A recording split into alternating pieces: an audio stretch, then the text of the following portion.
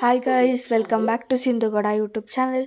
So ಇವತ್ತು ನಾನು ಪೊಟಾಟಲ್ಲಿ ಒಂದು ಸ್ನ್ಯಾಕ್ಸ್ ಮಾಡ್ತಾಯಿದ್ದೀನಿ. ಸೊ ಅದು ಹೇಗೆ ಮಾಡೋದು ಅಂತ ನೋಡೋಣ ಬನ್ನಿ. ಫಸ್ಟು ನಾನು 2 ಪೊಟ್ಯಾಟೊ ತೊಗೊಂಡಿದ್ದೀನಿ. ಇವಾಗ ಅದ್ರದ್ದು ಸಿಪ್ಪೆ ಎಲ್ಲನೂ ನೀಟಾಗಿ ತೆಗಿತಿದ್ದೀನಿ. ಅದು ಮಣ್ಣೆಲ್ಲ ಸೊ ಅದಕ್ಕೆ ಅದನ್ನೆಲ್ಲ ನೀಟಾಗಿ ವಾಶ್ ಮಾಡಿಕೊಂಡು ನಾನು 4 ಭಾಗ ಮಾಡ್ಕೊತಿದ್ದೀನಿ. ಏಕೆಂದರೆ ಇದಕ್ಕೆ ಚಿಕ್ಕದಾಗಿ ಆ ಥರ ಏನು ಬೇಡ, ದೊಡ್ಡದಾಗಿ ಒಂದು 4 ಪೀಸ್ ಆದರೆ ಸಾಕು.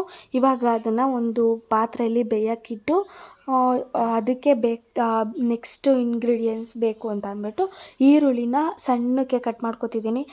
ನಾವು ಬೋಂಡ ಇದಕ್ಕೆಲ್ಲ ಕಟ್ ಮಾಡ್ಕೊತೀವಲ್ವ, ಸೊ ಆ ಥರ ಸಣ್ಣಕ್ಕೆ ಒಂದು 4 ಈರುಳ್ಳಿನ ಕಟ್ ಮಾಡ್ಕೊಂಡಿದ್ದೀನಿ.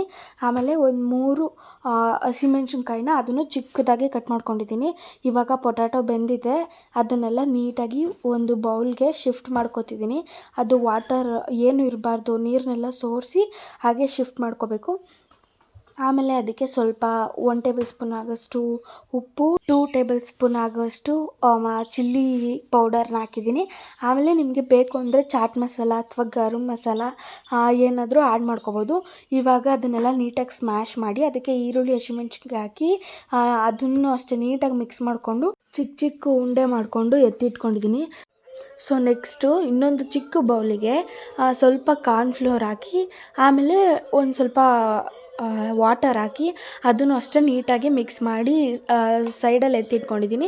ಇವಾಗ ನಾನು 4 ಬ್ರೆಡ್ ಪೀಸಸ್ ತೊಗೊಂಡಿದ್ದೀನಿ. ನಾನು ಉಂಡೆ ಮಾಡ್ಕೊಂಡಿದ್ದೀನಲ್ಲ, ಅದಕ್ಕಾಗಷ್ಟು ಬ್ರೆಡ್ ಪೀಸಸ್ ತೊಗೊಂಡು ಅದನ್ನು ಒಂದು ಬ್ರೆಡ್ನ 4 ಪೀಸ್ ಮಾಡಿ ಇಟ್ಕೊಂಡಿದ್ದೀನಿ.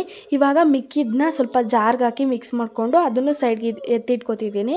ಅದನ್ನು 4 ಪೀಸ್ ಮಾಡಿ ಇಟ್ಕೊಂಡಿದ್ವಲ್ಲ ಬ್ರೆಡ್ಡು, ಅದನ್ನು ಸ್ವಲ್ಪ ಲಟ್ಟಣಿಗೆ ಲಟ್ಟಿಸ್ಕೊತಿದ್ದೀನಿ. ಏಕೆ ಅಂದರೆ ಅದು ಸ್ವಲ್ಪ ಚಿಕ್ಕದಿದೆ ಅಲ್ವಾ, ನಾವು ಫೋಲ್ಡ್ ಮಾಡೋಕ್ಕೆ ಈಸಿ ಆಗಬೇಕು.